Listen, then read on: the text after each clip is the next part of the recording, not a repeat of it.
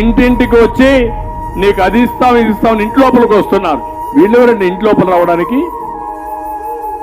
Village volunteers అంటే అందరిని కూర్చోబెట్టి కొరియర్ సర్వీస్లా పెట్టుకున్నారు. మీరు వైసీపీ ప్రభుత్వాన్ని మేము హెచ్చరిస్తున్నాం. మీరు ఇదే పద్ధతులు వెళ్తే తెలుగుదేశం వారి జన్మభూమి కమిటీలు ఎంత దెబ్బతీసినాయో మీ విలేజ్ వాలంటీర్స్ కమిటీ కూడా అంతే దెబ్బతీసింది.